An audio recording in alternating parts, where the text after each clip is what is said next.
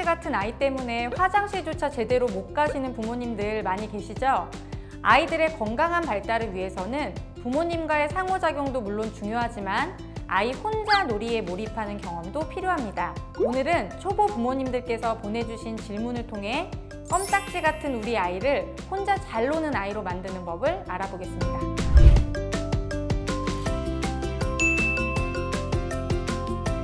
안녕하세요. 육아메이트 오연경입니다. 아무리 사랑스러운 아이라도 시도 때도 없이 놀아달라 보채면 너무 힘드시죠? 아이의 보챔이 반복되면 우리 부모님들께서 하루에 단 10분도 편하게 쉬지 못하는 상황이 종종 발생할 텐데요. 그런데 나도 모르게 하는 행동들이 아이를 오히려 부모님의 껌딱지로 만든다는 사실 알고 계신가요? 그래서 오늘은 혼자서도 잘 노는 아이를 만들기 위해 부모님들께서 어떻게 상호작용 해주셔야 하는지 자세히 알아보겠습니다.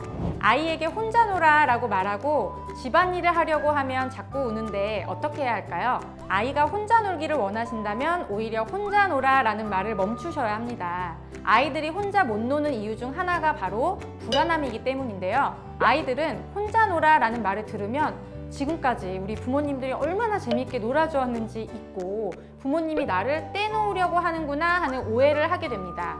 특히 2돌 전 아이들은 대상형 속성이 완전히 발달하지 않았기 때문에 눈앞에서 부모님이 사라지면 큰 불안을 느낍니다. 그래서 아이가 울면 우리 부모님들 어떻게 하시나요? 바로 달려가서 또 다시 놀아주시죠? 이러한 과정이 반복되면 아이는 때를 쓰면 엄마랑 같이 놀 수 있구나를 학습하게 됩니다. 우리 부모님들께서 잠깐 혼자만의 시간을 가지려다 오히려 혼자 못 노는 아이를 만들 수 있다는 거죠. 아이가 놀이를 할 때 저는 옆에서 열심히 리액션을 해주는데 잘하고 있는 걸까요? 가능성이 높은 건 바람직한 양육 태도에 해당하지만 시도 때도 없이 강한 리액션을 해준다면 아이의 혼자 놀이를 방해할 수 있습니다. 특히 아이가 혼자 잘 놀고 있어도 야 잘한다 이렇게 마치 배경음악처럼 리액션 하시는 부모님들도 계실 텐데요. 이 방법을 지양하셔야 할 2가지 이유가 있습니다. 일단 부모님의 육아 피로도가 너무 높습니다.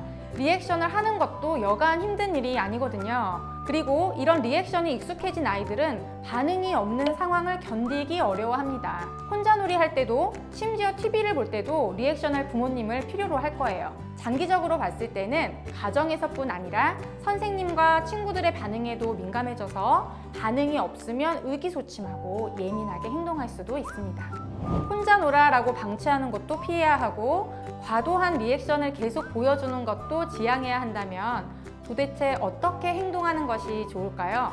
지금부터 우리 아이를 혼자 잘 노는 아이로 만들기 위해서 해주어야 할 것들을 설명드리겠습니다.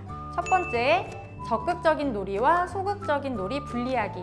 적극적인 놀이와 소극적인 놀이를 분리해 주시는 게 좋습니다.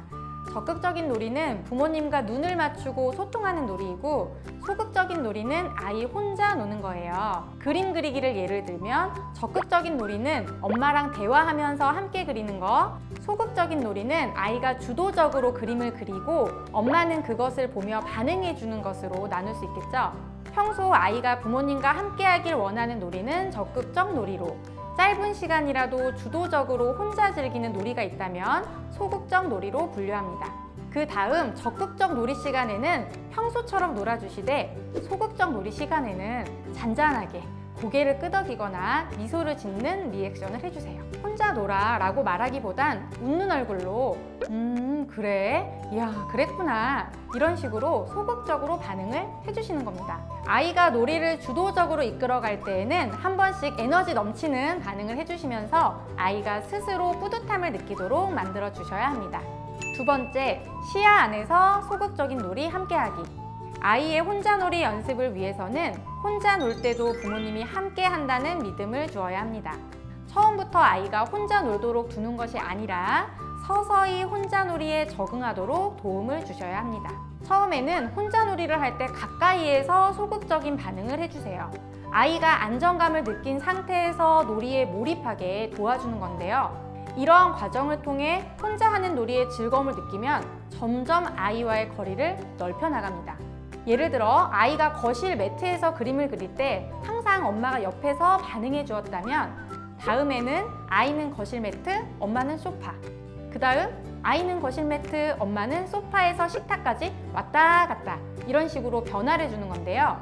이때 중요한 것은 아이가 안정감을 느끼도록 반응은 그대로 유지하는 것, 그리고 아이가 엄마를 찾으면 언제나 반응할 수 있도록 시야 안에 있는 것입니다. 오늘은 혼자놀이를 못하는 아이들의 근본적인 이유, 그리고 혼자놀이 연습을 위한 방법을 알아보았습니다. 인간은 누구나 기본적인 욕구가 충족돼야 만족감을 느낄 수 있습니다. 부부 사이가 안 좋고 걱정이 태산인데 여가를 즐길 수 있을까요? 아이들도 마찬가지입니다. 아이들의 가장 기본적인 욕구는 부모님의 안정적인 사랑입니다. 아이들이 혼자놀이에 몰입하기를 원하신다면 먼저 불안한 상호작용을 하는 건 아닌지 살펴보고 오늘 알려드린 내용을 꼭 적용해 보시기 바랍니다. 교보생명이 평생 든든한 여러분의 멘토가 되어드리겠습니다.